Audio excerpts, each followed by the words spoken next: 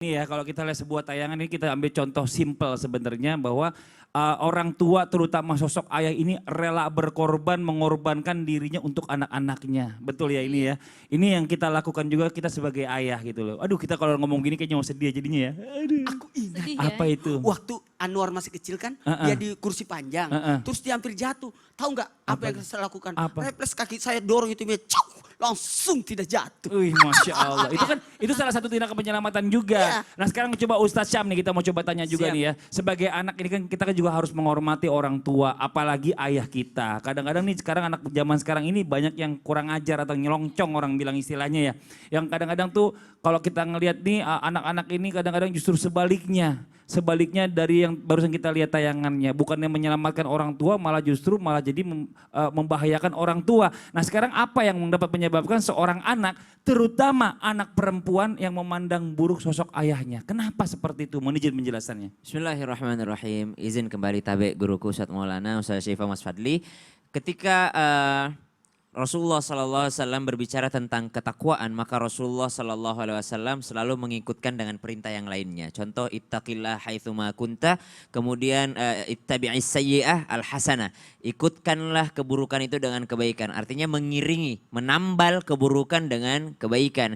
Jadi kalau ada yang dikatakan bahwasanya sosok anak perempuan memandang buruk orang tuanya, itu yang saya pahami dari pertanyaannya. Betul. Memandang buruk seorang ayah di mata anak perempuannya, maka yang harus dilakukannya adalah menambal keburukan yang pernah dilakukan dengan kebaikan-kebaikan.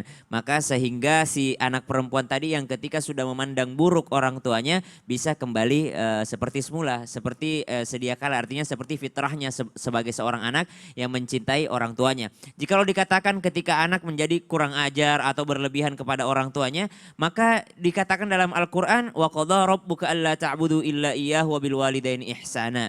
Maka ada kalimat ihsan di sini. Berlakulah baik, sangat baik, bahkan lebih baik. Karena al-ihsan itu adalah sesuatu yang ahsan. Ahsan artinya adalah sesuatu yang lebih baik. Jadi kalau orang tua kita baik sama kita, kita harus lebih baik daripada itu. Lebih baik ihsan kepada kedua orang tua kita. Arti yang lain daripada ihsan adalah sesuatu yang kita lakukan, yang kita yakin bahwa Allah melihat amal soleh kita. Allah melihat apa yang kita lakukan. Maka al-ihsan di sini. Kemudian syarat Al-Quran ketika bercengkrama kepada orang tua, supaya tidak menjadi anak yang kurang ajar kepada orang tua, maka qaulan karima gitu.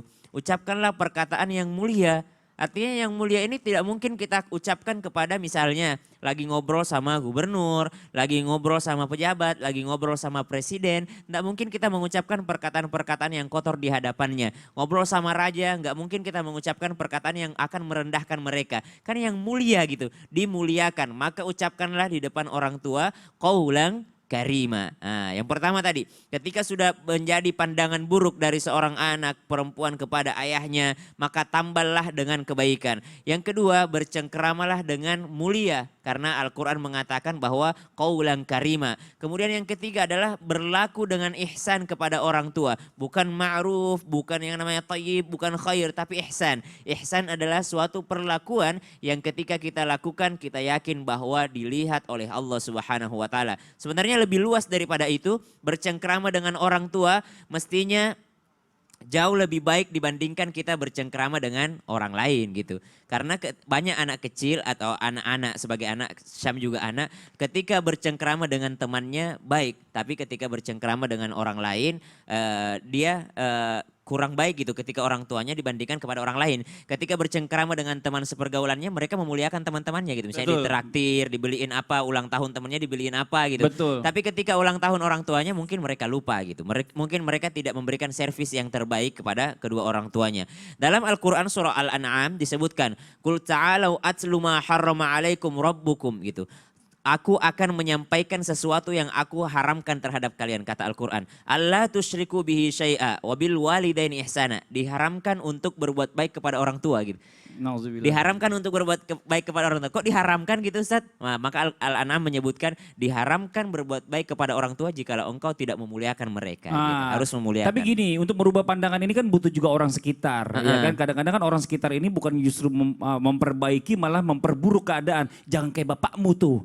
bapakmu tuh begitu, begitu, begitu. Anaknya jadi benci, bener gak itu Benar, masalah itu kayak gitu ya?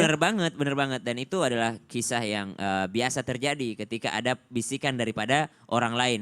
Makanya kita harus namanya yang di awal kami sebutkan bahwa ittaqillah, bertakwalah kepada Allah. Bertakwa kepada Allah di sini sisinya banyak sekali, Ya ibu lah terutama ya, iya, yang nutupin. bertakwa kepada Allah itu sisinya banyak sekali. Termasuk apa? Termasuk ya walaupun menurut orang lain orang tuaku buruk, tapi saya mau mendekatkan diri kepada Allah dengan cara berbuat baik kepada orang tuaku gitu. Betul. Jadi intinya adalah kalau bisa ya sebagai ibu ini juga saling tadi ya, Mamanya. menutupi mamahnya. Oh, Kadang-kadang betul. nih kebencian mamahnya kepada ayahnya kalau lagi ngurang ngasih duit belanja kurang ini terdengar oleh anak. Jadi anaknya ikut-ikutan benci. Kebencian Nauzubillah. istri kepada suami berdampak Betul. kepada anak gitu ya. Nah, ini harus dia jaga berarti ya. Jangan diperdengarkan. Betul. Sama anak-anak. Jadi kalau misalnya mungkin ada kesalahpahaman antara dua pihak, mungkin minggir dulu, minggir ke kamar, jangan sampai anak dengar. Jadi nanti menimbulkan kebencian. Nah, ini penting.